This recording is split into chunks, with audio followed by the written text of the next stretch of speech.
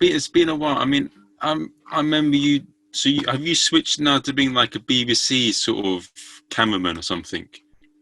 No, so I had been working with the BBC for quite a while actually. So when I did the gig with them at that particular point, so I had started working with them because I did like a internship in 2013 with um, Radio One and One Extra, and then that evolved into like an apprenticeship that was like full time for like a year, various different levels in the BBC. I worked with BBC Comedy, helping them with the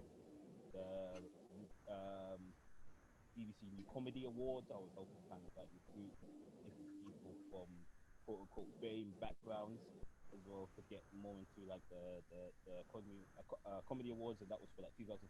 And then after that, I started working with One Extra on Radio One as like a video person. And yeah, that was during the time when I was doing kind of video stuff. Stuff like that. So I've been doing stuff with them on and off for like really 8 years, 7 years now. Stuff like that. Yeah. That's interesting. It's so what were you involved with what's it called? Innuendo bingo. No, I saw quite a lot of that. Yeah. I think I filmed a couple of episodes of that as well. And it's a lot messier than it is when you see on video. Yeah. I think I did 1 or 2 episodes, and yeah, man, it was a crazy. I don't know if they do it so much now, especially with this whole COVID-19. I don't know if they want to kind of be promoting No. on each other. But yeah, Bingo was an interesting little get up. Yeah. So I mean, it would be interesting if people tried that now, doing Innuendo bingo. They do it in the TV screen. Yeah, from their own home, so trying to social distance. However, I think so much things are just gonna have to kind of like adapt to this current kind of like cultural situation we're in right now. So even if they do come back and like people start working in the same place again, I don't know if we'll ever get in the window bingo again, because it just doesn't look good, like spitting on each other and No. that's like a big way to spread the virus. I thought it was nasty then, but obviously I didn't want to hit my book. I kept quiet. Yeah. Yeah, things are hype. I agree. It's going to hyper extinctualize things because I'm a bit wary. I've been wary about shaking people's hands because there's nothing I hate more. My hands are normally clean, but quite often, right, a lot of the time, quite a few times, maybe I irritate a few people here and there, but I don't give a shit. But sometimes quite a few times when I shake someone's hand, they have a dirty hand. It doesn't matter if it's a man or a woman, but that's what I don't like. And the thing is, when I'm running my comedy show, sometimes at the end, I'll try and I'll shake hands with people. But then I'll shake hands with someone who's a dirty fucker, and then my hand's dirty, and then I take the blame. Then I sort of try not to shake the hand, and they think, oh, you're being rude or something. But this person, you don't know. Yeah. No. Now it looks like common courtesy of just like ignoring people. That's what I was thinking. Yeah. Basically, yeah. And even before the kind of like lockdown happened, people were trying to find different ways to greet each other. So I saw a couple of people doing elbows. I saw a couple of people doing the Wakanda sign as well. Yeah, so it was all trying to find different ways to adapt to this whole situation. Yeah, no, like with your nights, how did that? What do you think the future is with that? Because like, when was the last time you held one of the nights? Was it? So I was in France before I came back here. And I came back here because of the virus. Oh, I see. And because I can't afford to pay rent over there without any income from anything. Oh, okay. Oh, you'd moved to France? I was doing the Gervais course. Oh, yes, of course. Yeah. And I was with him for a few months. And then, it just happened all of a sudden. And I was just thinking, I won't be able to afford the rent. I'm not getting any money in, so I have to move back in with the parents, really. Oh, damn. No. Same here. I'm like, living with my mom and stuff like that. But yeah, it's been a hard couple of months because it was full income from the night as well. Yeah, yeah. It's not a lot, but it's something, and it's just yeah. And it's strange that all of us, like people from the early 20s to 30s, like a lot of us are now not with our parents, but now we have to go back in, and it's a bit like we've got our own sort of views and things. We want to do things ourselves, but our parents are like, "No, this is my house. You do this and that," and it's yeah. I mean, how long is it going to go before we drive each other mad? That's the thing. The touch wood, we hopefully people can come out the other side of this surviving. Yeah, basically, yeah. It does feel like you're kind of regressing back to teenage, but because it's like you've got a curfew, you've got time, you can't do this and that. As a pretty grown kind of like adult. Um, but yeah, no, I think also at the same time, it's been one of my most creative times at the same time. Like I've kind of like gotten so many projects that have been put on the back burner. I actually started getting finished. Um, Yeah, yeah, 'cause, like me, I'm kind of like a writer and director. Um, so I've had so many kind of like I've got like a pilot that I finished writing, and I'm about to finish another feature film. I'm starting another one. It's just like because there's nothing else to do, I don't want to go mad. So I'm just like, let me be like that meme that was going around on the internet saying that Shakespeare wrote King Lear. Let me see if I can get my King Lear out of this whole situation. So yeah, it's been a crazy kind of like few weeks. it's funny that you say that. It's so you've gone quite a bit of a journey in a way. So, like, are you more interested in being a director in sketches and sort of being a comedy actor? Like, is that your sort of thing rather than being a comedian itself? Yes, yeah, no. So the way I'm kind of thinking in terms of my comedy career, um, so I know this guy isn't liked, and I don't agree with any of the madness he's done, but Woody Allen is like in terms of where he started with like stand up and then eventually went into films. That is a similar career path, except for all the other kind of like extracurricular stuff he did. But the actual career path is the one that I'm interested in, where it's just like, yeah, starts off kind of like stand up. Because I've loved stand up anyway. I've grown up with it, watching so many kind of like different stand ups. The Night at Apollo, Def Jam, the usual kind of stuff you see on TV. I've been like during my early 20s, I started getting into more of the live stuff. So I started doing stand up myself at the age of like 21. I started at the Comedy Virgins because Comedy Virgins is literally just 20 minutes down the road for me, Stockwell. Huh. Like that. So that was like the easy, more accessible kind of like comedy night. I went there, did a couple of 5 minutes there as well. Yes, so just kind of like been doing it on and off for a good 7 years now. I'm 28. So yeah, developing it with various different kind of like successes, but it hasn't been really a thing where I'm saying like, oh, I'm going 100% trying to do stand up. It's more of a thing where I can kind of like develop kind of like writing as well, and also performing as well, and also meeting comedians like yourself as well, and other different kind of comedians. So like when I get to a point where I can start producing my own content, I've got a big connection with the kind of like comedy scene, and also understand how comedians kind of like function. You know what I mean? Because I've like done it a bit myself as well, so I can understand the plight and Mm. their kind of like thought process and whatnot. But I'm not necessarily trying to say I'm trying to become like an Eddie Murphy in terms of the stand-up thing. I am like, yeah, the end kind of like uh the kind of thing I want to do in the end is writing and directing comedy, essentially. So even if it's a thing where, like, if you had a script, for example, I'll be able to kind of like produce that. You know what I mean? That was like what I'm trying to get to the end process. Yeah. Hmm. Well, it's an interesting thing now because there hasn't been many. The last sort of sitcom that I remember liking is In Betweeners Yeah. and Outnumbered, and Uh, I feel I feel now with a lot of sitcoms, that do they really give them a chance to shine? I mean, Miss Brown's Boys is complete drizzle. I don't like that at all. I've never got into that. Yeah, yeah, yeah. No, it's so funny because I did a course at the National Film and Television School, which was writing and producing comedy.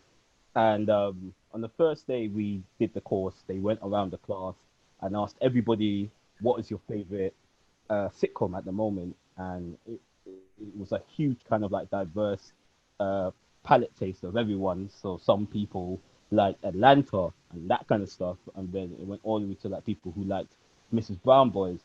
So it's one of those things. I feel like Mrs. Brown Boys is something where like if you're a comedian, you're not really feeling it. But I feel for like a normal everyday person who just watches TV kind of casually, like my mom, for example, she likes that kind of stuff. You know what I mean? Which is a bit more war than you know what I mean, not really doing anything. So it's got its audience, you know what I mean, evidently because it's the most viewed thing on TV. So I respect it in that aspect, you know what I mean. It might not be my own particular taste, but I definitely respect You do. how it's connected. But in terms of like sitcoms right now, I agree with you. Like I don't really feel they give people a chances on the mainstream channels, but I feel on like if you really want to go out and look for stuff, like I feel what they do right now, it's like, oh, we've got BBC Three, we've got it online. Nobody's watching that, so we can put on something a bit more. Yes, yeah.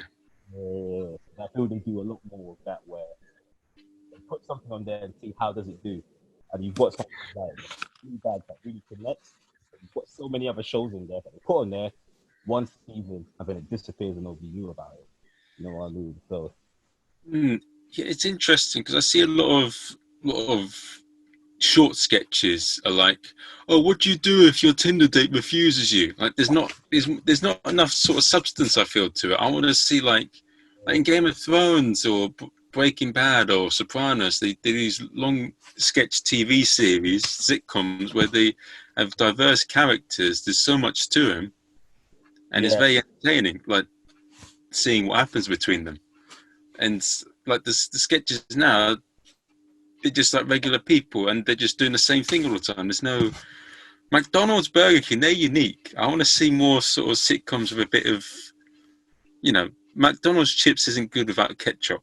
I want to see some sitcoms with ketchup.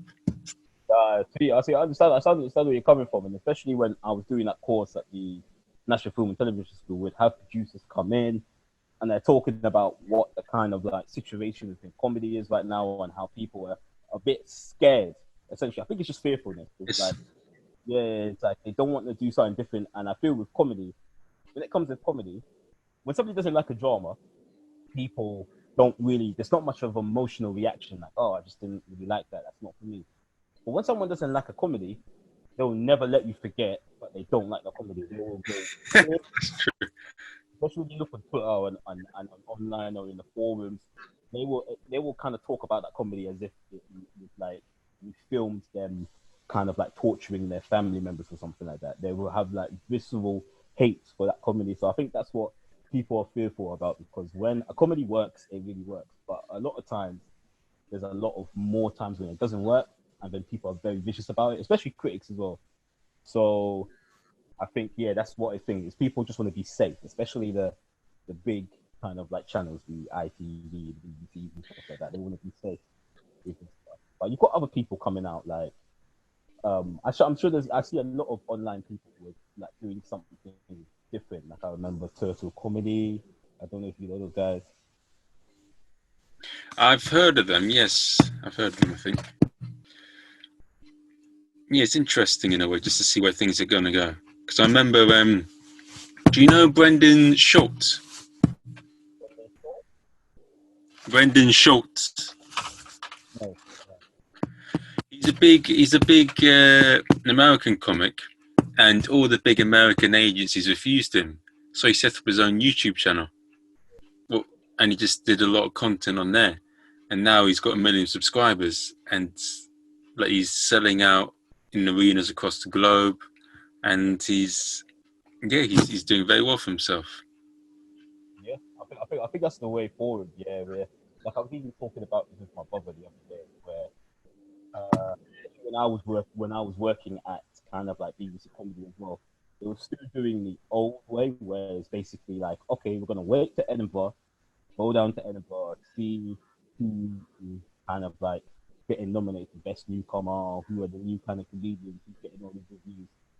We're gonna go like that, but I feel that there's like a new way for people to get into the mainstream, where it is through like those YouTube channels, those kind of like Insta videos, those kind of like Twitter videos, where they see that that person's already got an audience. He hasn't paid £20,000 to do like a show in Edinburgh and all that kind of stuff. He decided to kind of like, Yeah, I really admire Mo Gilligan. oh, same here, same here. He's actually the first ever person to pay me for stand up and something. Yeah. Ah, Uh, stand up night of his.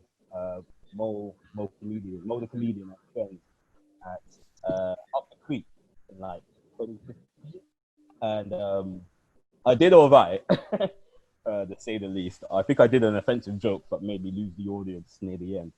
But yeah, I did all right, and then he gave me like 50 quid afterwards. But it's like, oh yeah, damn, this is something you can actually get paid for. But yeah. But yeah, like I'm really happy about his success, because it hasn't gone through the traditional way. You know what I mean? He did, got his audience, and he didn't need to be £20,000 worth of debt. Essentially. Yeah.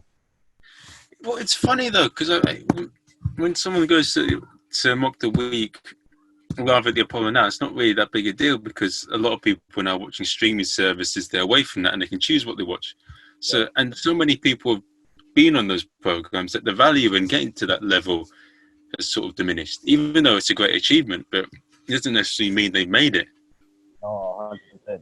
Yeah. I remember, that was a big thing. And I still think there's some kind of prestige to that. But yeah, I agree with you. Life changing. Yeah. Like, the live of Apollo, doing theatre, doing the honesty by yourself. Yeah. No, I think maybe the new way now is like, oh, if you got like a Netflix special, or even you got like a special, maybe that might be a new thing that kind of like changes you. But I also, this whole kind of like quarantine thing is kind of like ironic as well, because I'm seeing a lot of like live comedy comedians who kind of look down on the kind of like internet video comedians now having to go into that kind of arena for a second and stuff like that. And I'm seeing how some people are not able to adapt to that thing, because it's a particular skill as well. You need to understand that that's the same way like some Insta comedians and YouTubers who try to do stand up, like on the live circuit, they completely flop. They didn't respect that was a particular skill in itself, and it's the same vice versa. I think like people have to understand like what this particular skill, and I have to kind of like develop that craft of being an internet person as well. Yeah, it's interesting, because I hear that. Well, I'm going to say it in a podcast anyway, and I don't want to. It's going to be said anyway, but I heard someone from the Inbetweeners went and did a bit of stand up, one of the big clubs in England, and he bombed. Not the one with the glasses, one of the other ones. I won't say who, but one of the other ones who hadn't really done stand up, and he bombed. Like, it's not bad. I saw Simon Bird, so it can't be him. Yeah, it's not him. It's someone else. One of the other ones. I'm not going to say who, but it's. Can you give me a clue on it? Wait, so there's only 4 of them, so you can guess. Yeah. Damn, that's cool. And you actually saw it live yourself. You saw them both. I didn't.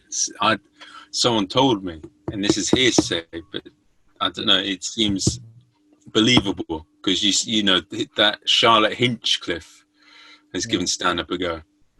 Oh, okay. You know that woman from the Inbetweeners that went on "I'm a Celebrity, Get Me Out of Here"? No, I'm not sure. One of the blonde women that was on that program is now doing a stand-up tour, despite not having much experience within it. Yeah. It's one of those ones where I do feel for those kind of people sometimes. If you're like a famous person already, you do stand up where you could do it in front of your own audience, and your audience is just happy to see you, so you get like a false illusion that you're Yeah. kidding. But if you do it to an audience that don't know anything about you, and then you bomb, then it's winning. I think, yeah, you can't really skip the kind of. I think you do have to go through those kind of like earlier stages of the open mics, and maybe the smaller clubs doing this and that, and then doing the 10 minutes that is solid, and then going into a strong 20 and stuff. Uh, yeah, I think trying to skip those things, but you know, that's a quick way to make money though, isn't it? So I'm thinking like, if you have an opportunity to do that, I don't blame them for trying to do it if they No. think they kind of like that. Are you kind of expected by doing it, or are you trying to make some quick money where you can say, oh, I'm doing it cool? And then they kind of like sometimes maybe trying to change it up and say, no, it's not a comedy tour, it's a book tour. It's Mm. It, a Q&A. yeah. Yeah. It's a bit funny though, because I also hear that some of the Made in Chelsea people are trying to do comedy, Yeah, and in no, some ways, because they're famous, they can get someone to write their jokes for them as well, couldn't they? So it's a bit. I've met some people who were writing books for one of those reality TV shows. I don't want to kind of give them away, but yeah, I think it's easier that way. Yeah, just get popular, like stand up who don't have an audience and just write some jokes, and that's a quick way to make money as well. So yeah, that's quite interesting. Yeah, it's also interesting because I hear what else happened? Yeah, that comedian who did terribly at one of the big clubs in the UK, from the Inbetweeners, he was actually getting a big cheer when he came on, and he was like doing it. He was wrapping up the applause apparently. And the thing is, right, he didn't do any proper jokes or well, I didn't see it. I can't say. Effectively, yeah, he got given 10 minutes at one of the big clubs in England. And the thing is, I mean, for a lot of people that are going up, they'll take them years to get to that bit. Yeah. No, that's. But do you know which one of the big clubs was it? Was it a comedy store? It wasn't a comedy store, but it was a club at that sort of level. Okay. Yeah. That's understandable because like, sometimes people need to understand as well. Some of those clubs, you're getting a particular type of audience as well. You know what I mean? So I feel that if you wanted to do comedy, it might have made sense if you went to like a random open mic as well. Because at least you're probably getting someone who isn't necessarily a comedy kind of like connoisseur who Yeah, needs jokes at a certain level. Um, but I was going to advise, he came up to me and advised me, oh, I want to do comedy. Don't go to the comedy club straight away. Try to do those open mics, you know what I mean? At least you are going to get a bit more of a. I don't think it's be democratic because of course you're still going to have a bit of kind of uh cachet because you've been on the TV and stuff like that. But at least with the comedy clubs, you are going to get the people who will kind of be more vicious and need a bit more kind of like cachet. You know what I mean? So weird. Yeah, yeah. man. Yeah. I wouldn't wish that on my worst enemy. Getting big applause. You sure? No, weird. Have you been trying to keep the rate? So I've recorded about. So this is probably my 10th podcast. So what I've done is I've got one of those like Fiverr or Five's quid, and I'm gonna get them to do the artwork for the podcast. Yeah. And once that's finished, I'm gonna start uploading content to it. Okay. Yeah, I've got a few other that I'm planning next week. I don't want to say too much too soon. Yeah. Actually, no, it doesn't matter. I'm gonna do a Facebook Live one. Oh, okay. Okay. Because have you seen Richard Herring? Yeah. He's done this bit where whenever you see his podcast, he interviews someone and someone starts throwing comments at it, and then or they give him a suggestion and then he reads it out and he asks that person. Uh, And I thought if I do a live one on Facebook, especially with a lot of people I know, it could be quite fun. Yeah, no, quite interesting. I'm seeing. What do you feel about like the future is for live comedy? Um, well, it's actually been quite good for me in a way because I've had a few ideas that I want to push forward for shows and all that. And I didn't really manage my time well enough when I was before the crisis, so it's given me more time to think of things. So a lot of things that I wanted to do that I didn't have time to do now I can do. What do you think of like hologram comedy? I hear somebody's going to be saying that.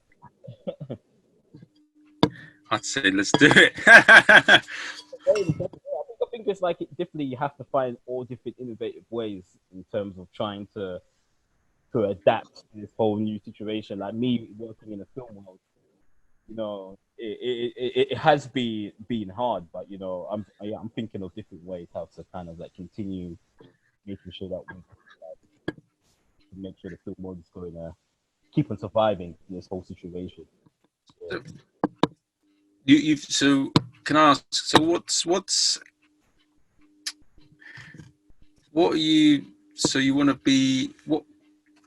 You could, did you have a word with some of the BBC Comedy Awards competitions? Say, listen, stop putting the same people through. Let's add a bit of difference. Get this bloke in.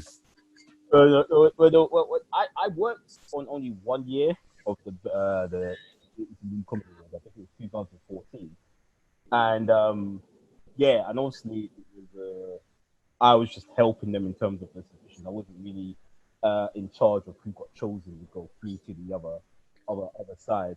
But yeah, no, it was interesting time. I can't really speak about how they do the selection process now because of Yeah, connections on it.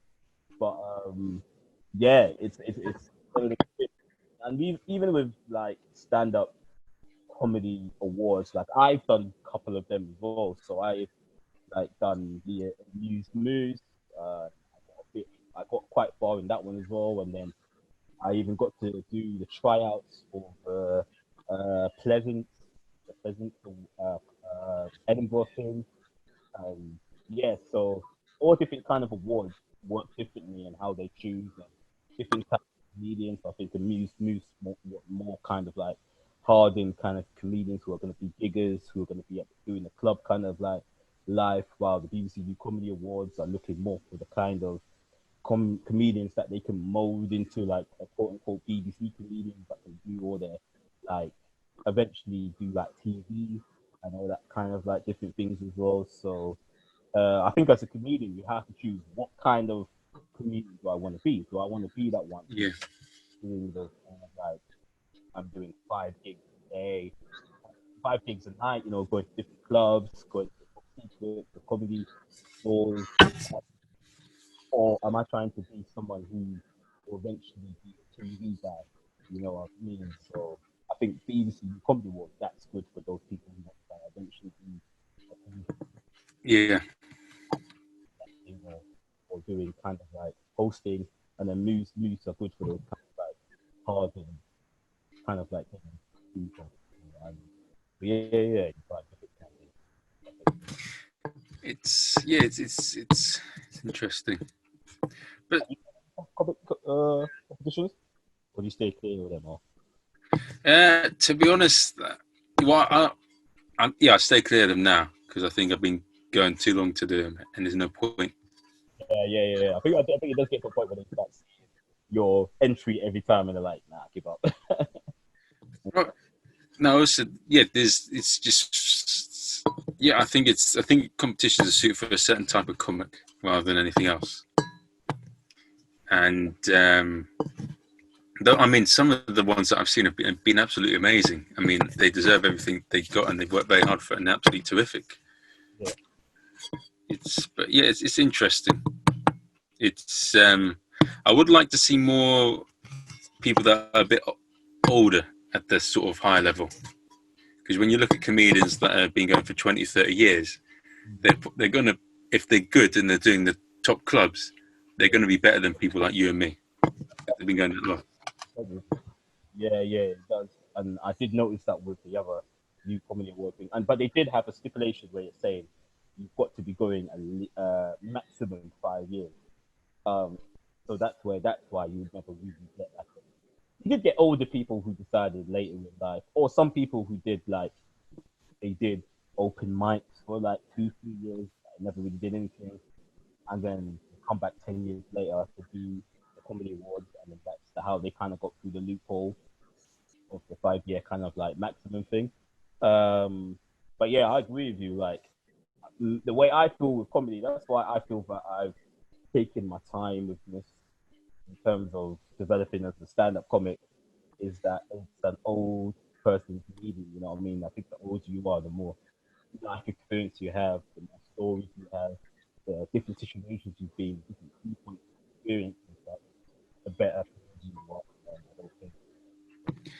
Well, it's a funny thing because I saw what was it? Yeah, Ricky Gervais. He wanted to be an actor when he first started doing things. He didn't really make it as an actor, but he did comedy when he was quite late in his 30s or something. Yeah, yeah, And 38. I remember saying. but didn't his wife said something to him? Like he said, "Why couldn't I have done this when I was younger?" And she said, "Because you were shit." No, no, that's true, that's true, that's true.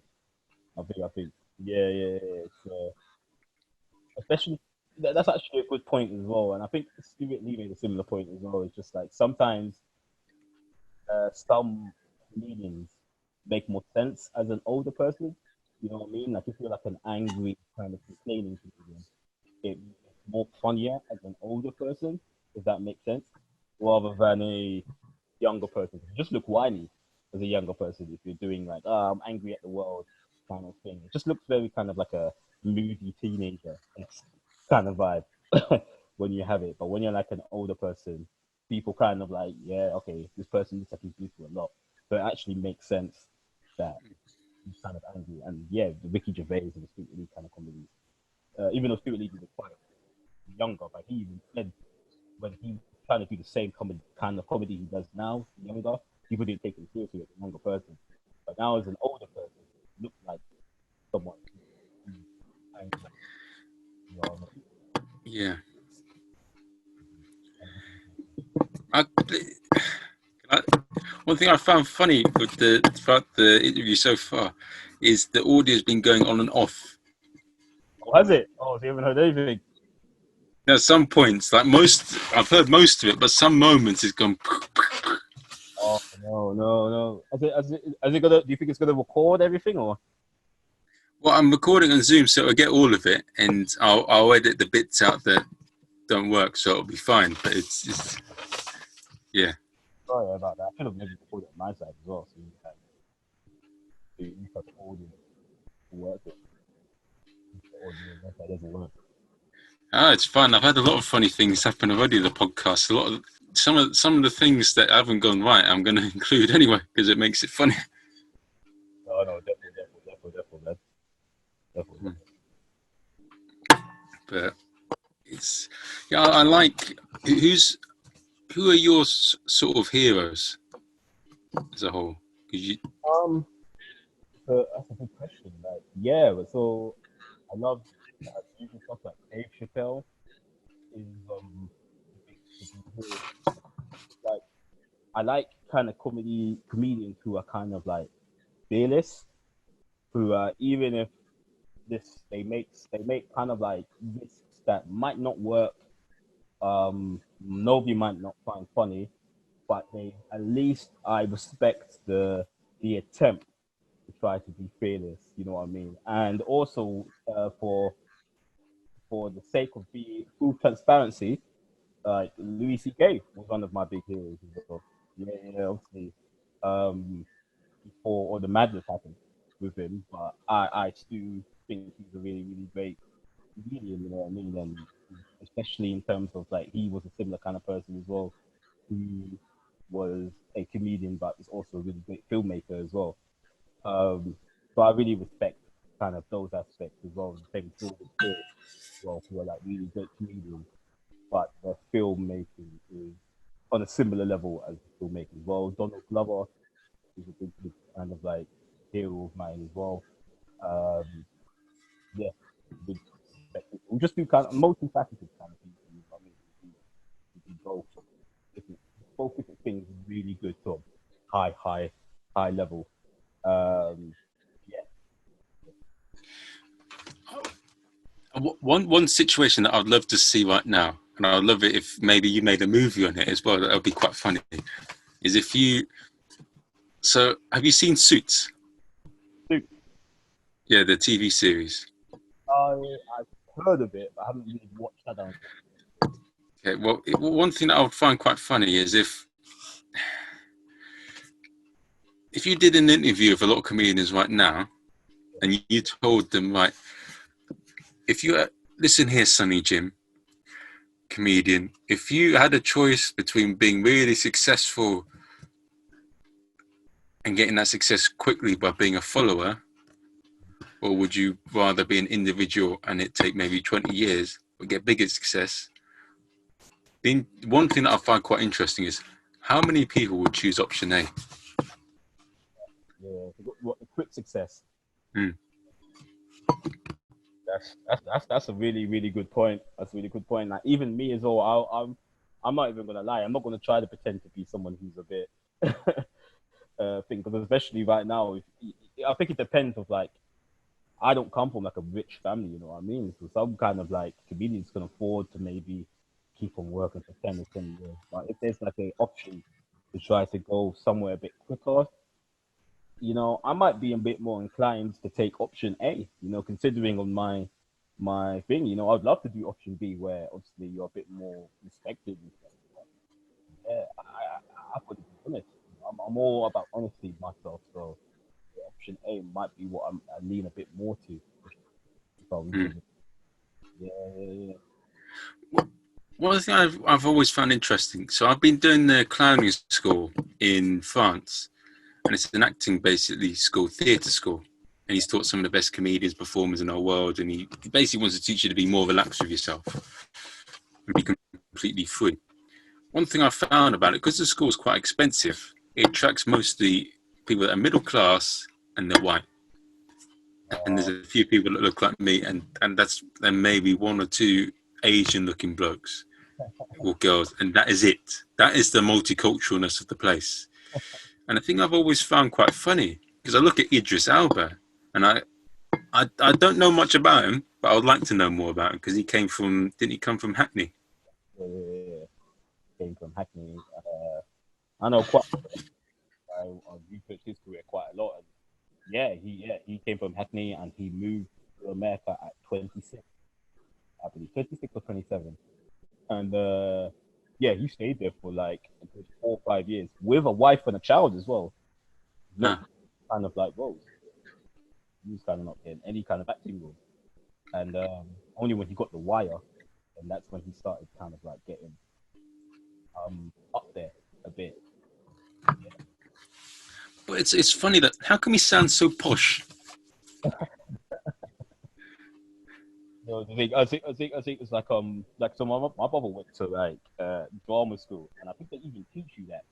That's like a whole class on called received pronunciation, where they teach you how to have that accent because that's the preferred accent in the industry. So to be honest, yeah, I think it's like one of those ones like if you want to survive, you have to adapt to the dominant uh, culture, and that's the accent that they want in the industry. So they give you a whole class on just how to kind of like start speaking. I think it was even a time back in the day, uh, like in early Hollywood, where Americans were taught to how to speak like British people. That was a bit more of a respected accent. I think they called it the mid-Atlantic accent, where it had a bit of Americanness, but it had like the British reflections in there. You know what I mean? They're kind of like, "Hello, my name is Jimmy Tenney." You know what I mean? They wanted that kind of feel to it and stuff. So yeah. I think maybe Idris Elba had to go for that similar thing. Not that Hmm. because I understand that as well. Like when you get some people who are like, well, you grew up in South London, and you sound like you're in the queen or something like that. Really. I bet it's a bit of a deceptive thing with your brother or Idris Elba. They sound posh, someone's going like, yo, yo, yo, give me your money, bruv. And then you find out, oh, right, you're from my ends. You can fat, yeah, all right. No, no, trust me. Yeah, it's yeah, it's just being about being a chameleon. I think. Yeah, especially as an actor, yeah, you have to get to kind of learn those different things. Yeah. But the thing is, yeah, not one thing I would like to see is more people from sort of deprived backgrounds get into to really make an effort into the performing arts thing, because I think that there'll be more interesting they could do, because the hunger that people have when they're from is amazing. No, Like, there's the a poor man with confidence is unstoppable. I'd like to see more of that. well, it's because like you might be able to agree with me in this as well, but it's hard, man. Like even with my kind of like working within this industry, I feel that you'll only be able to survive long enough if you have like extra income coming from somewhere else, be that your parents or you inherited some money from somewhere else. Like as me as well, like I had to pay for my course at the National Film and Television School, which was like just under £10,000 by myself. You know what I mean? I had to do some extra jobs to work for it. I didn't get kind of like money from my parents because obviously my parents are just like doing working in hospitality and NHS and stuff like that. So it's not a rich background that I come from. So I think that's why it might be hard to get those kind of like more working class and vein of people into the industry because you do have to work for a long time for like peanuts. You know what I mean? Which is hard. You know what I mean? And I think only really a certain group of people are able to do that. Like even with your course in France, like how much was that? Was that you said it was quite expensive? Bloody too much, man. That was 2,300 for each month for like 3 months, and then it's another 2,300 for another 3 months, and then once you do 3 terms, you have to pay another £6,000, and then you have to pay rent every month. It's Yeah. cheaper than London. It's about 400. The place that I was staying at was €450. Oh, sick. Oh, okay. And That's was it where it in just in France? It wasn't in Paris or just a random. it's a bit strange in a way. They do the course in like a Buddhist retreat, and it's in the outskirts of Paris, not really in Paris, and a lot of English speaking people from artists across the world hang out there. They learn clowning and they fuck each other. It actually sounds worth the money, to be honest. That's it. Oh, you got to join then. I think you're a good kind of like ambassador for that. Oh, that's interesting. How long were you into it then before the virus came? Was it had you just started or was it like a I was in it for about, I'd say, so I did the first term, and I did the first bit of the first term, about 3 or 4 weeks. Didn't work out with a woman that I liked there, but then I did some work, get some money to pay for it to go back to Gervais, oh, okay. and then I did the well, so I did the course from January to March, and then this coronavirus thing happens. Oh man. So they stopped it there as well, was that? Yeah, well, they completely stopped it like a week ago, like a few days ago. Okay. Like they wanted to see if they could outlast it, but yeah, who knows what's going to happen, really.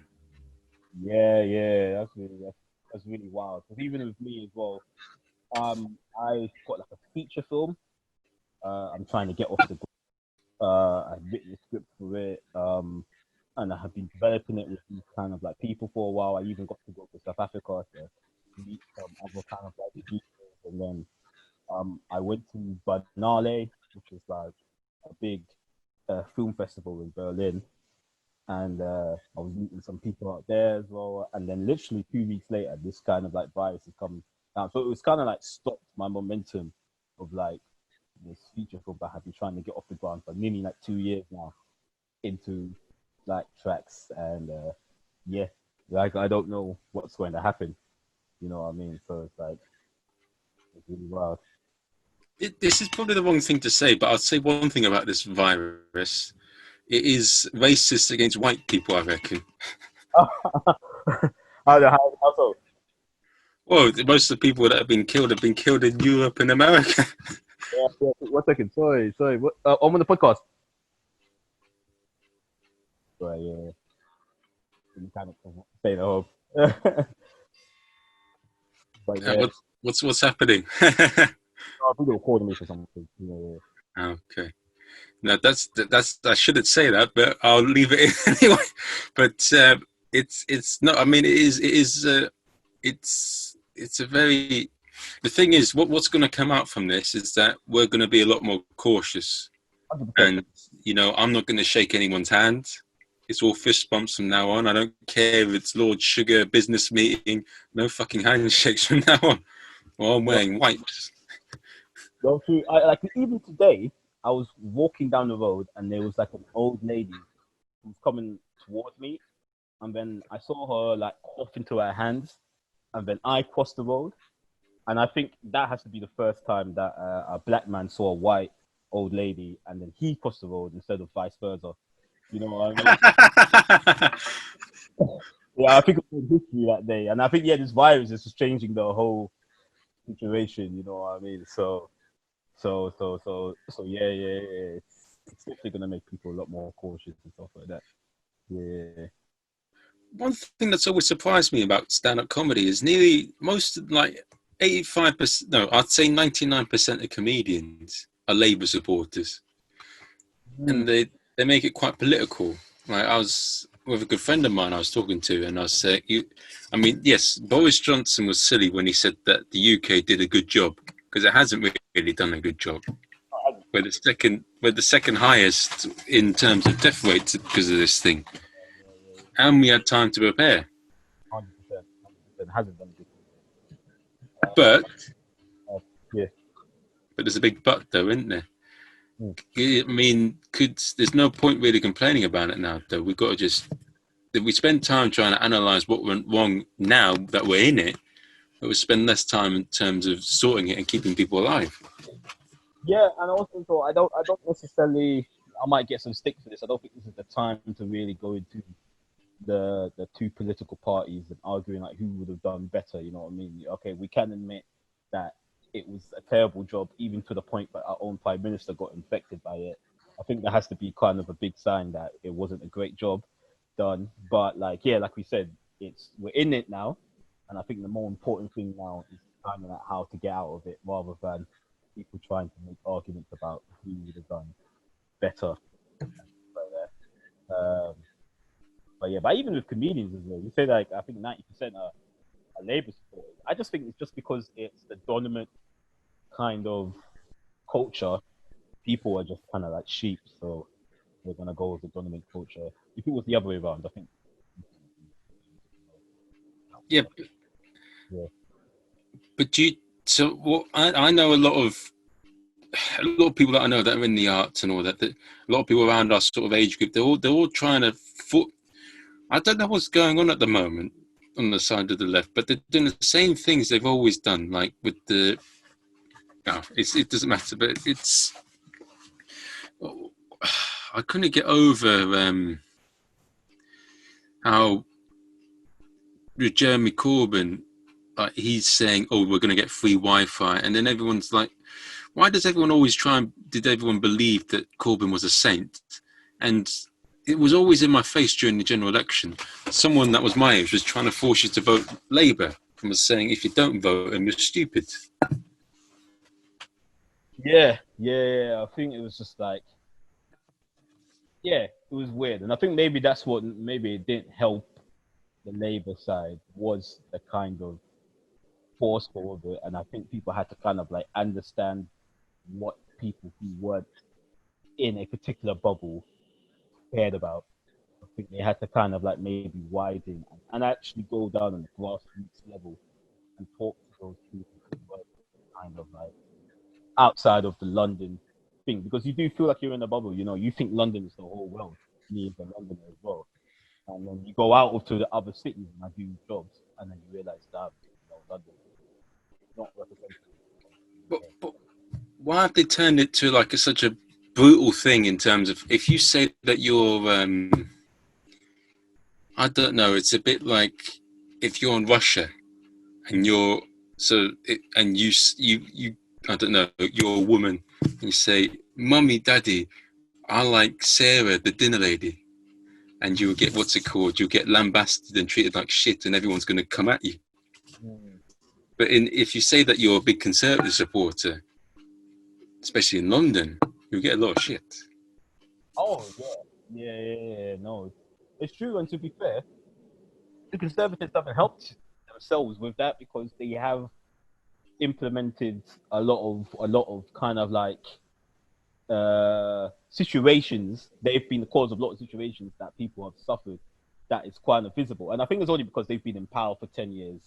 So people kind of like forgotten what New Labour did beforehand. Especially when you've got like people who are young, a bit younger than me, because that's their whole entire life is being in a conservative kind of government. That's all they know. So if you've been in that kind of situation for your whole situation, you know the badness and stands to the it's like the kind of like grass is greener on the other side. You think that Labour's going to be the one. Mm. But I even feel that, as you saw with the Labour leagues, you've got like a section of Labour who ain't really that different from Conservatives, you know what I mean? And like Jeremy Corbyn might have like represented a more of an extreme version of Labour that even some Labour people didn't want themselves. So, you know what I mean? I don't really feel it's much of a difference. It can go either way, to be honest. Kind of like politics. You've got people who go back and forth between different parties all the Mm. time. Like for example, I can't remember his name, but he used to be the MP for Streatham, and I think he's gone to 3 different parties. Like he went Oh, Labour, he went to Change of, and now he's at Lib Dems or something like that. I can't remember his name, but yeah. So yeah, I don't think there's that much difference between them. Yeah. mm. It's, why did so many people from the working from like up north and like Wales who are traditionally Labour supporters switch to Conservatives? That intrigued me. I don't, it's obvious. It was a Brexit thing. What do you think? I think it was mostly Brexit. Brexit was the I think the defining thing that made people kind of like leave was also Brexit was maybe marketed to different people in different ways, and those particular people for Brexit was supposed to be this way, and Labour was supporting that, so they just thought this was conservative and stuff like that. And I also think Lib Dems might be Labour people. Okay. Yeah, yeah, yeah. Been been a crazy 5 years, you know what I mean? Uh, so yeah. But I feel like now, after this pandemic situation, we might get like completely kind of like new the narrative. Yeah, it's gonna get changed. It's gonna be another after. Mm. Conservative has a lot to answer for. How they, Mm. yeah. What are you gonna do when this lockdown's over? Ah, I don't know. I'm not really one of those people who said that because I know a lot of people who are saying when this lockdown's over, I'm gonna have the biggest party, the biggest fortune that's ever been. You know what I mean? Like, yeah, I'm going to kind of like make sure it's a gradual change of the way I've been in this lockdown, because we can see through history, with the Spanish flu, it was actually the second wave was the more deadly wave than the first one. So they had the first wave, and there was a quarantine, a lockdown, and then the lockdown was lifted, and then the second wave ended up being a bit more deadly. So I feel with this kind of pandemic, my kind of like thought is a gradual uh, release of the lockdown rather than a quick one back to normal times. Um, so yeah, so I won't be if Boyd said, oh, tomorrow lockdown going all back to normal, everybody can go back to cinema, back to clubs and stuff. I'll probably give it like another year or a year and a half where I'm being a bit more cautious of going to the places. Yes. Oh, Yeah, you think it's going to take a whole year before everything recovers? because like in history, the fastest ever vaccine, it took them. 4 years to get that was the fastest ever development of a vaccine. And I feel that they're gonna get it faster this time. But yeah, even then, yeah, I feel it's not gonna be a quick back to normal. I don't think we're ever gonna go back to normal, but I think it's probably at least a year. I feel it needs to be safely. It needs to do like obviously I don't think we're gonna stay this quarantine thing where people can't go to work forever for that long. But I feel it's still gonna be a gradual thing. So they're probably gonna start off with like, okay, yeah, you can go back to work, but maybe you can only work for like 2-3 days a week in the office or something like that, and then gradually go back. You know? I feel that's the best way to do it, rather than just to have everyone back. Because I think if everyone just comes out all at the same time, you're just gonna have a huge second wave out of nowhere and stuff. Because people are really stupid. Yeah, I mean, you just put it in my head. Have you seen Star Wars? Which one? Which one? You know the what's it called? The Return of the Jedi, where they have the big celebration. No, is it one of the older ones? Yeah. I haven't seen the older ones for a while. Or you know when they have the big top bus when Man City was celebrating their trophy. Oh yes. I just got a picture of that, of like people having this big sort of parade after this all goes down and they start celebrating. But I mean, it's only gonna take a couple of like people going to Tiger, get a bit drunk, have a bit of fun. One of them have the corona, then some more other people have the corona, then some more, and then yeah, if a stripper has a corona and like she goes, "Oh, give me a change." You touch her, you get the corona. Then she sees another guy. "Oh, you give me a change." He gets the corona. It's only going to take little things to get it back. So you are right. Yeah, It's 100%. It's like even the Notting Hill Carnival. They haven't really cancelled it yet, and I think they want people to come back. But I feel if anywhere a second wave could happen is Notting Hill Carnival. Unfortunately, I don't want to say that. I don't want to kind of support that, but we have to be honest here. That will be the place where a second wave can possibly happen, because I've gone to that carnival so many times, and that's a place where you're touching strangers in the most intimate ways possible all times. That's gonna be a waste. So I feel like, guys, we have to be honest here. We're just gonna have to cancel it just so we can save people's lives. It's one of those things, you know what I mean? So no festivals, no carnivals. Let's just try to keep it away. But there's another argument on the other side as well, saying that it's going to be almost inevitable, but some people are going to get this virus, so we may as well, instead of hiding people away, we should allow them to go out there and get in the herd, immunity, like get immune by as a herd, as a population, rather than being stuck inside of it. Some people argue that might be better that way. So I don't know. but it's a bit funny to say that one of the techniques to battle it is to use a technique used by the Borg in Star Trek. People are just finding anything out of the sky, to battle it. But people are scared, so they're trying to find any way to. Mm. I mean, it's going to put Tinder and Bumble out of business for a while. Although apparently people were saying that just because people are at home not doing anything, those dating apps are apparently getting more traction than usual. Oh, but they're chatting to each other and might be sending nudes. Yeah, apparently they've been getting more traction. That's what I've been hearing in different kind of like studies. oh, a lot of knocking off then. Like we've had STDs in humanity for generations, and it hasn't stopped people from having sex. You know what I mean? So I don't think any coronavirus is going to stop people from having sex. That's true. Yeah. You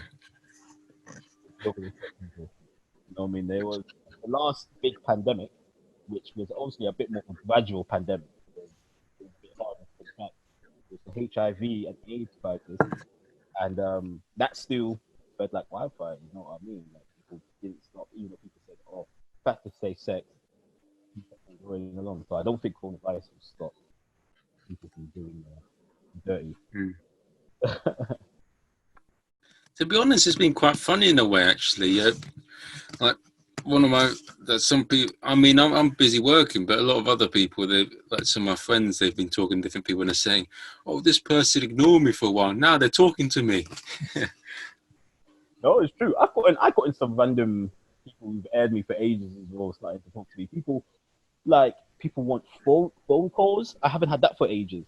Like on like actually talking on the phone to someone. For like ages it's just been through WhatsApp or even voice notes. Like I've had a lot of phone conversations. And like last time I like back in the day, like when remember five-day pass and stuff. Yeah, you got like £5 and then you were able to talk to anybody for like 5 days for just £5 on T-Mobile. I think they used to do this in 2006, 2007. Oh, okay. Yeah, I used that when I was in school, and I'd be talking to girls for like 2, 3 hours on the phone because I was just like a horny freak trying to get some. So that's the last time I remember having long phone conversations. But this whole That's a long time ago. that pandemic has brought back phone conversations. So I've been talking to just people on the phone, and I'm like, I don't usually do this. So I think that's one thing. So you're going to say to them, hello, sweetness. You remember when I was like that? Well, sweetheart, I've been working my ass off. Forget Arnold Schwarzenegger. It is me, Moses Ssebandeke. You've got to find different ways. Yeah. You said you're working, so are you working from home still? And I'm not doing any sort of official work, but it's just that as it's given me a lot of time, like it has for you to work on your projects, it's given me a lot of time to work on things as well. And I think we as people get into ruts. And I feel when I was back at that school, I did get into that because I was in a routine. I think from now on, for myself, I think whatever situation I get into, I need to have a break now and then, maybe 1 or 2 days off, and go somewhere. Maybe just go to a different part of this place, or what I mean by that, just have a day where I just sit in a coffee shop or something, or just do something like that, because then you get to think about things and you process things. Whilst if you're in things, then you don't have the time to reflect and then figure things out. That's so real. That's so real, especially because like each day they gave us like a day to go out and do some walking around. I think this is the most I've ever walked around my whole area. I've lived in my area since 2000, since I was 8, and I'm finding new parts of my area that I've never been to.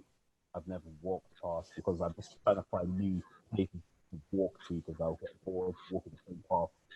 So yeah, and like going to finding these new places within my area as well is like it allows me to kind of like open up my mind and just really think about life and what do I want to do with this life. Kind of like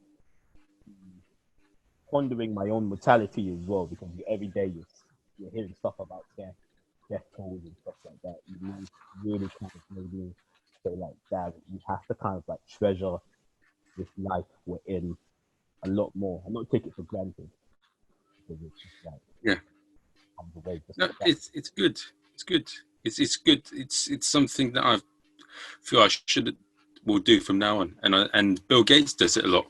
He just spends time walking around for a bit Oh wow, where does he in walk like around? a carcass. No, he just walks in a. I watched a bit of his documentary, and apparently he can read 180 pages in an hour. And then what's it called? He'll be reading books and this and that, and he really assimilates knowledge like that.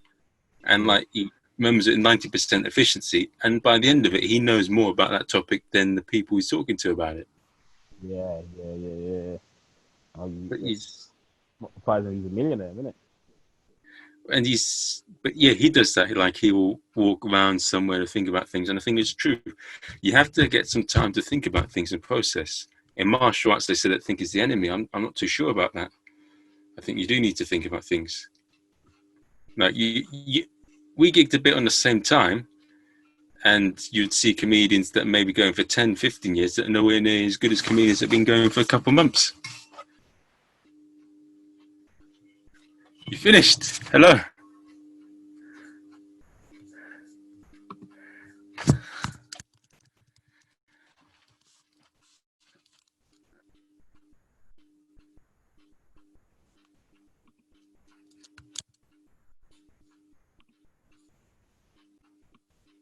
No, Hello. yeah, Oh, what no, happened?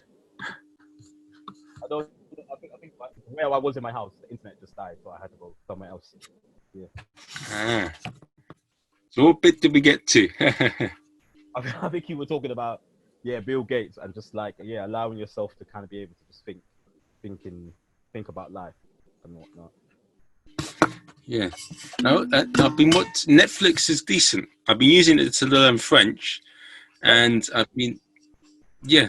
oh, okay. Oh, So I type in browse audio, and I watch it in French, and I go on Duolingo, and then this app called Hello Talk where I start trying to speak with someone in that language, and oh, then oh, I might actually do that. I've been trying to learn Spanish for ages, but yeah, give it a go. It's a lot easier than yeah. Watching films is good, and I've been listening to podcasts. Well, I may do that a bit more, but listen to some French podcasts. okay. How far are you saying you are? Like on a conversational level yet, or? No. I think by the end of this whole thing, I think I'll be at that level. So I'm learning some more words, and I'm learning this and that. But I think now I've got to go through textbooks now, like GCSE, and start looking at syntax and all that. Yeah. Be able to write it, read it, that kind of good stuff. Yeah. Yeah, but I've been doing lots of things. I've been quite, I don't know. I've, I've, I've been keeping myself busy since the holiday, and there's always something I can find to do. Hmm. It's yeah. There's always something to do. You know yourself. You're doing those projects over there. I think Yeah. when you say that you've got nothing to do, you're just not committed to what you want to do enough. That's it. Because there's always something you got to do. Because if you look at someone like Michael Jordan or Kobe Bryant, they never stop working. Oh damn. Yeah. And even when they like somebody made a good point as well, saying that they had talent already. They had the talent for basketball, but they still worked as if they weren't good enough. So even if Yeah, you have that kind of like base talent of being able to be like, oh, you're funny, naturally, it still makes sense to keep on working at your craft no matter what, and just have that drive and keep on going. Yeah. Keep the keep the drive happening eventually. Yeah, so that's it. if I mean when the lockdown goes, I'll just. I mean, I have a lot of things that I want to do now, but it mean that I'll focus on this thing or that thing, but I'll still be working. Yeah. So it's yeah. There's always something to do. I feel.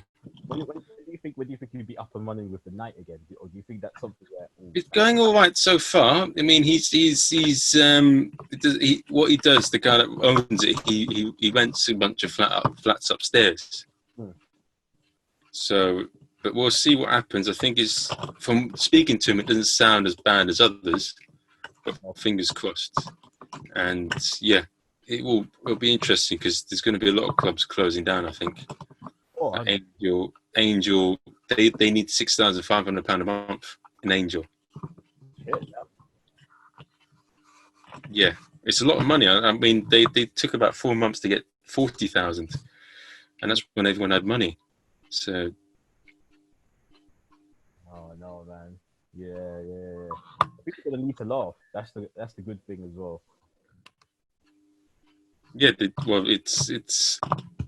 I think there'll be a lot more. I think the ones that do survive, they'll be packed with audience. Yeah. 100%. You're going to come back to comedy at some point. Do you feel, or do you just want to do? I You want to do scripts. I definitely want to do scripted, and I feel like one of those ones where I feel I never stop doing stand up. But I don't know if I'll ever get to the level of like be able to do arenas. That's not really what I'm trying to do, but I'm still happy to keep on doing because I feel also at the same time as well. Me as a comedy writer, I feel stand up doing live stand up comedy is the equivalent of probably doing like gym work. You know what I mean? Like it keeps yourself sharp. You know what because there's a difference between like me sitting in this room here writing my scripts and laughing at myself and thinking I'm the funniest person in the world, rather than actually going out to people. And like I said, is you're doing that grassroots work, you're actually going out to audiences, telling them some ideas and seeing if there's an actual reaction and an actual kind of appetite for those ideas comedically. And I do feel like any comedy writer, I feel it makes sense to do kind of like some live stand-up comedy, even if it's doing it at open mic nights or doing it tryouts at like a comedy club, or even if you want to go further and bring yourself for an hour, and then trying to get that off the ground, just to kind of like, yeah, I think it just keeps your brain, your comedic brain, smart, and sharp. You know what I mean? Because have you done an hour yet, or are you going for one? Or I did an hour, but one of the reasons why I went to Goliath is I did a clowning bit, and then I did a lot of things went wrong in one of my shows, and it went really well. So that's why I've decided to learn a bit about clowning. is that what clowning is like? To improve the performance of it, essentially? Yeah. It's mostly like the performance and being in touch with the audience. It's look it up. It's very well. I actually didn't get to the point to study the clown module.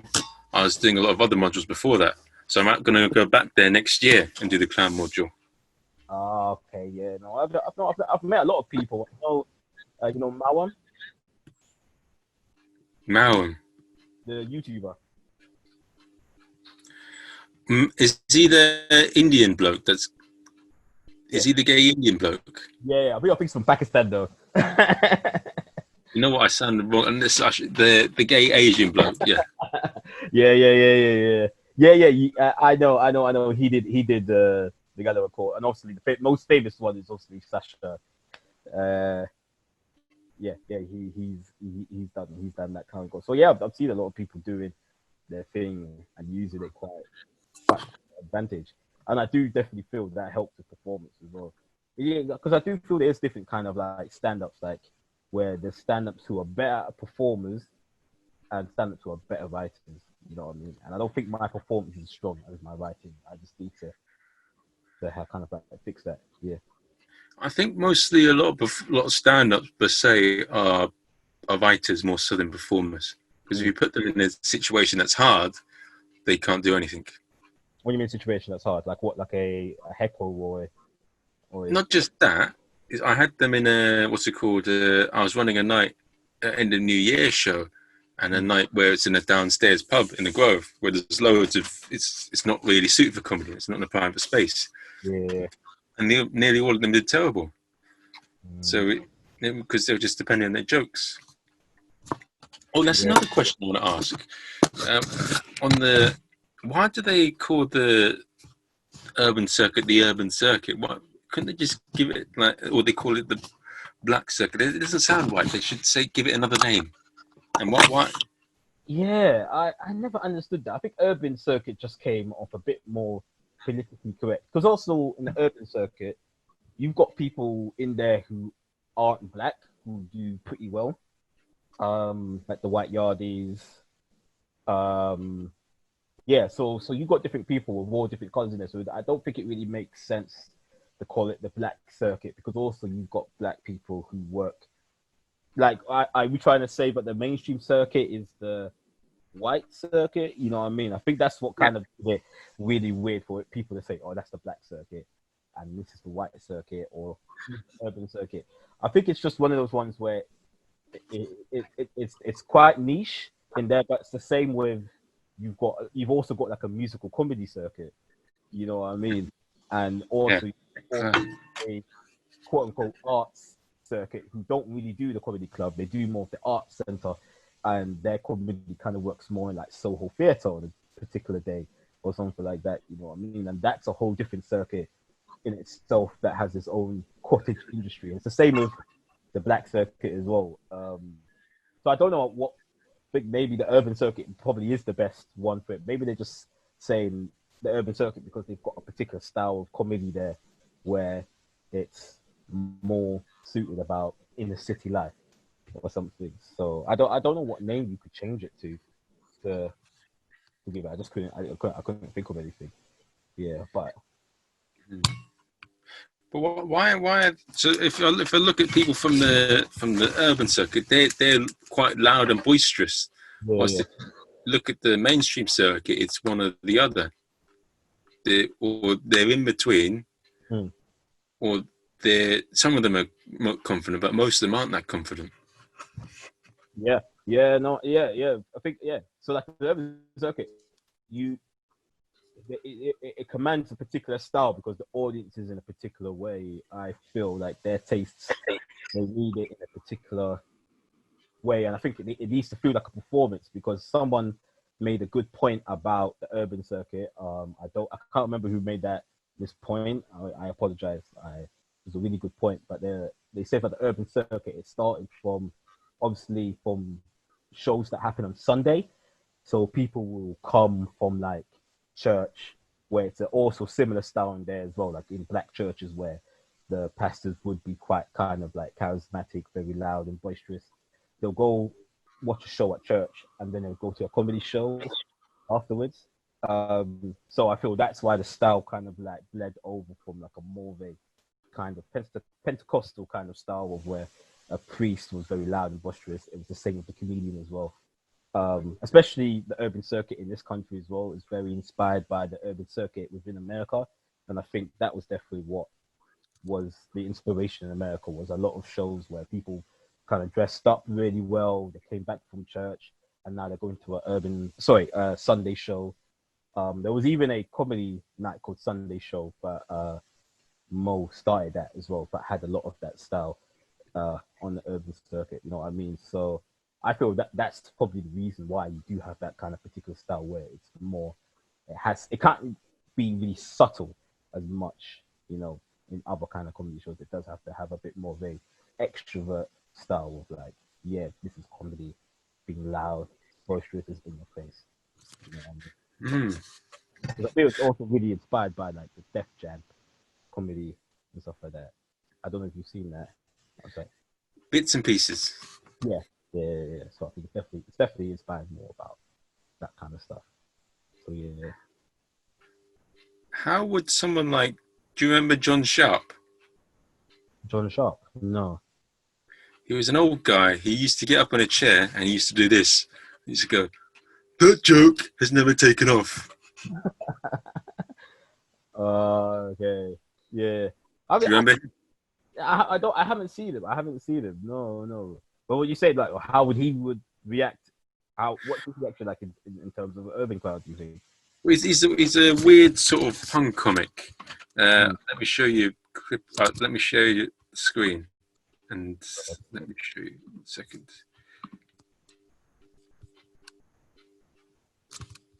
So here we go. I didn't know you could do this. Yeah, it's made some of the podcasts more interesting. I'd say that. So, it's like Joe Rogan. You a big fan of his podcast? I think I'm more fan of particular podcasts. So it depends on the guest he's got there. I liked he's got the thing I don't like about Joe Rogan's. They're good. Is probably I've got 4 or 5 that I follow, but he's got too many. They take too fucking long. Yeah. The edit. I sometimes see 3 hours. Yeah, that's too long, I think. I've been doing the podcast, right, and each one of them, none of them have really. So this has been about an hour and a half, but I feel quite tired a lot of the time doing it. I don't see how he can talk for 3 hours. I know. I think maybe it takes time, and the person has to be quite interested as well. And that's why he's probably got 2 or 3 producers that help him, like probably give him. But it's just the way it is. It's just strange. But he's very famous because of it. Here it is. Let me know if you've seen it.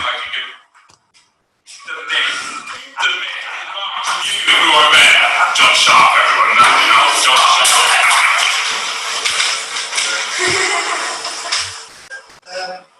Tell us a joke. Well, why would he do that tonight when he doesn't any other? Well, it's been a bit. Tricky. Yeah, John, it's not the Poundland doorway.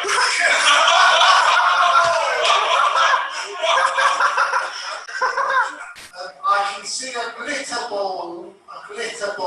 That's what else I can see. And you're chewing something, madam. You're not chewing. Can I ask your name? Darta. What? Darta. Darta. Darta, yeah. Where are you from, Darta? Latvia. Latvia. Very How would you say Darta? Let me just. There it is. It should be. I'll show you quick. So he's. You obviously know Dangerous T, though. What's that? You know Dangerous T.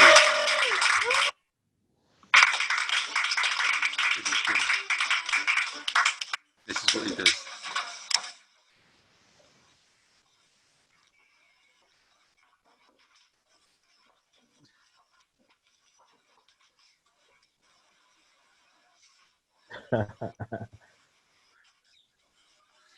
Words.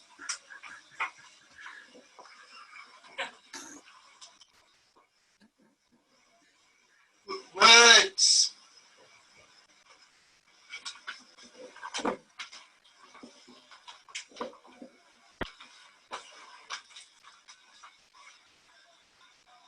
Words. Don't come easy.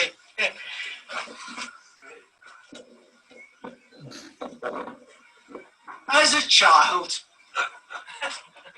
I dreamt of being a mime artist.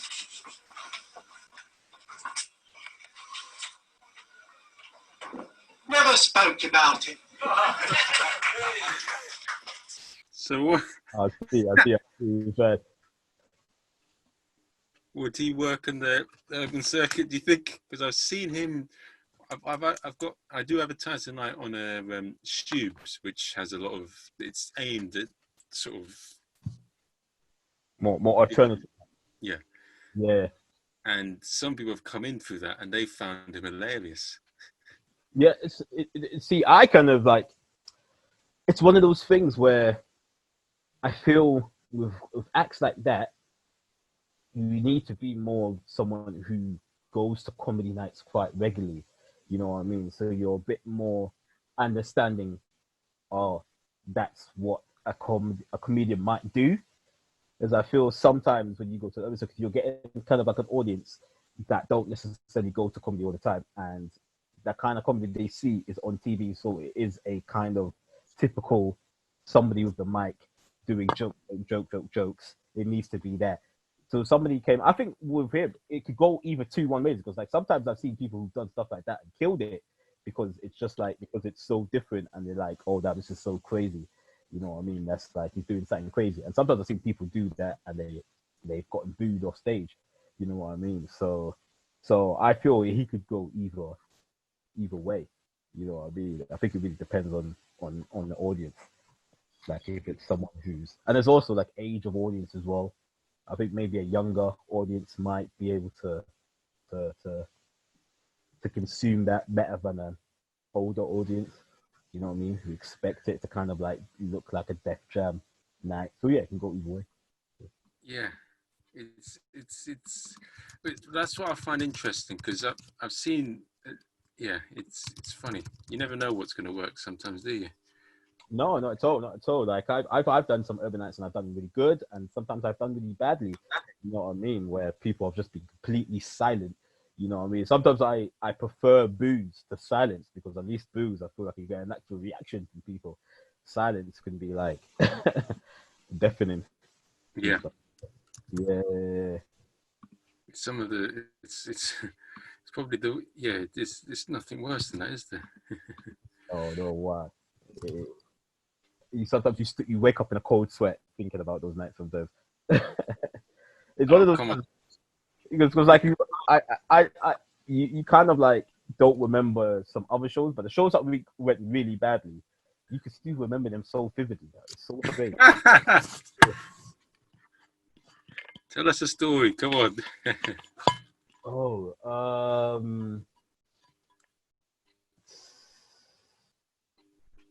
I don't think I have like that. What? Oh, I've got one bad night. One time when I did a show, this was like Comedy Verges, and Tez was hosting it actually, Uh, and then yeah, I decided because like Comedy Verges doesn't tell you the running order, it just does it randomly and stuff like that.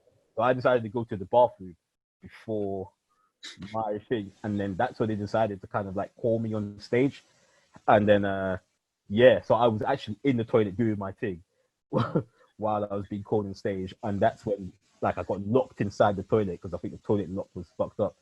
So I was just hearing my name trying to get into like go into stage, but I was locked inside, and then I missed that thing. So I think that's the worst comedy situation I've had, basically being locked inside the toilet, being stopped from actually allowed to go on stage. Yeah. so wait a second. Did you get to go on stage or No, what? because I was locked inside because I think the lock got broken or something. So I was literally. And so what happened at the end of the gig? Did someone open the door for you, or you just were locked in throughout the whole gig? Obviously, evidently I got out eventually, but it was just too embarrassing to like continue to like go. So I just left. I just went home. Oh shit! It's too embarrassing. I don't think it was even funny. Well, come on, that would have been. I mean, if you, in some respects, though, you would have definitely got brought a drink if you mentioned it. I think so. Yeah. No, it was one of those crazy nights. Yeah.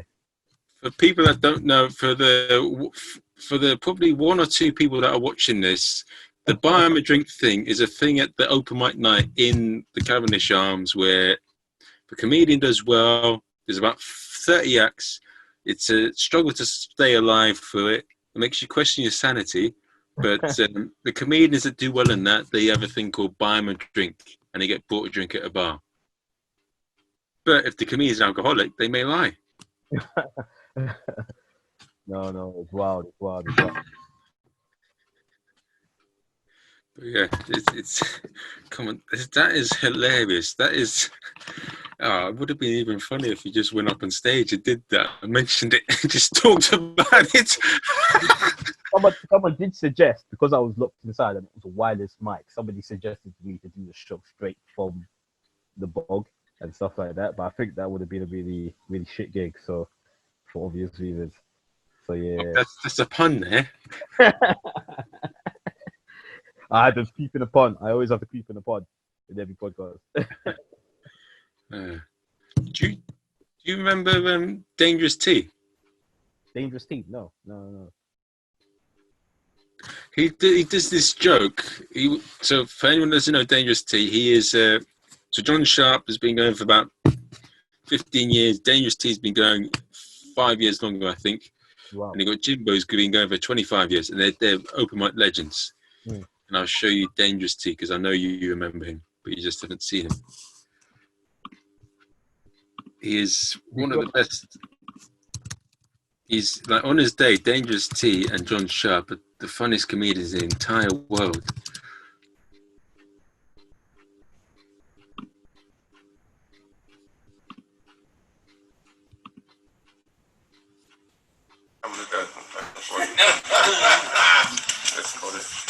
Man, he does what he wants. His best friend, he had give him out of jail. Give him out of jail. His best mate, he heckle. Give him out of jail. I am middle class now. I got a white girlfriend and a washing machine.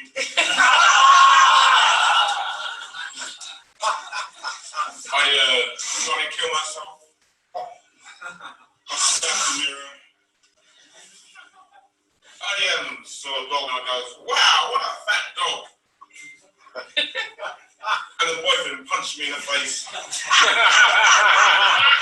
You know you can buy one of his shirts. You can buy one of his shirts. Yeah, let's have a look.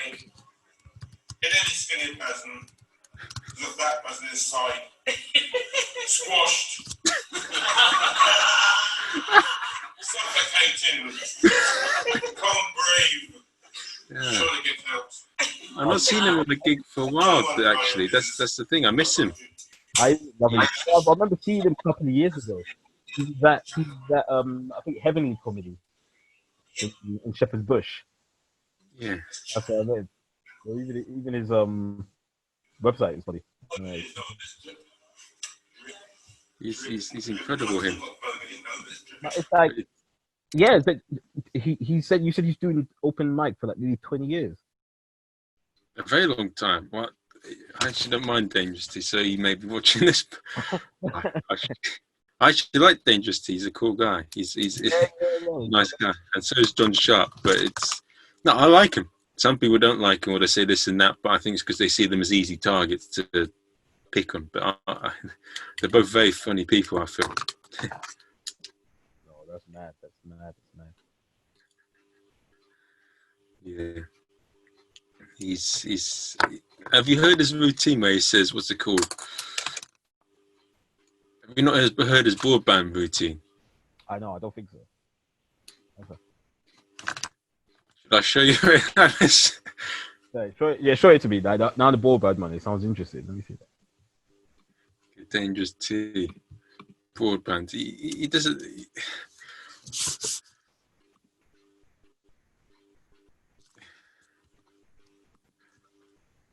He is cool. Let me check. What time is it now? Yeah. I think after I show this, I'm going to head off, I think, because I need to get some dinner. But I've got my head quiz show coming up tomorrow. It's going to be hard.